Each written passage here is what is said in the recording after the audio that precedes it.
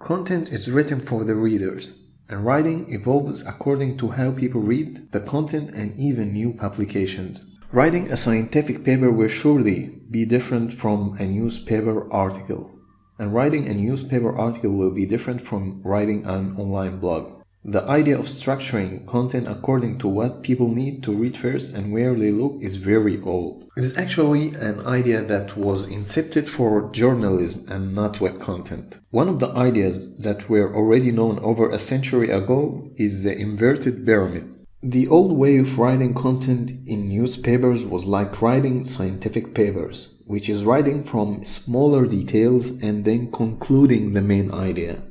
This naturally should have been essentially changed, because writing in the opposite way would be better for the readers who aren't reading scientific papers. The new style, which was known as the inverted pyramid style, was simply to put the main idea first, then put the details.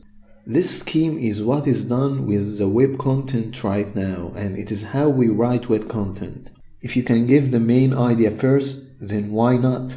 People don't need to read everything and will not be dedicated to knowing the main idea or the main point at the end. What made this idea come to newspapers is that there was so much content to consume, which is the case with web content right now, but with a much larger scope.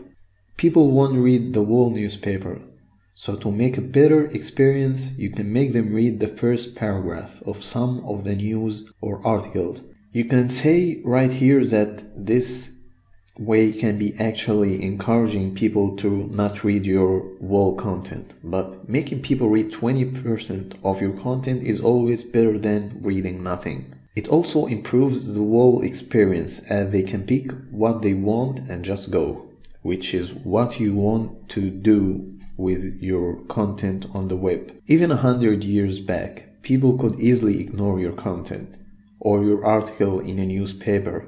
In most cases, it isn't a hard decision.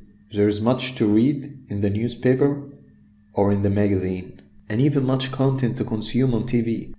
For now, as I stated before, we can find content about topics we are interested in every day that makes longer than the 24 hours we have. So people will ignore content easily, and it is easier than ever to ignore. So you need to think of offering the best experience, and that there is always competition, and not the people will just read the conclusion and go. When applying the inverted pyramid scheme on your content, there are three main divisions of content. The first part is what the reader came to know.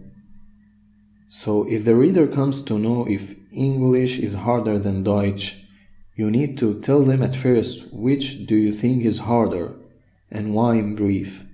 Then begin to explain more details. The second priority are the main details, the justifications or the reasons or the explanations behind what you have told, which is offered through logical sequence to be understood. At last, you can add extra details after the main point is fully offered with the needed details.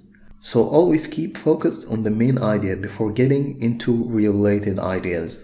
Summing up the outcomes of using the inverted pyramid scheme in writing, we can say that it lets people grab the main idea or the new thing and just go. This can make them visit your website or page again for more. It makes people interact in a better way with your content if they are interested in the topic and want to read all of it. Also, it can make people surf more of your content as they find the website or page useful.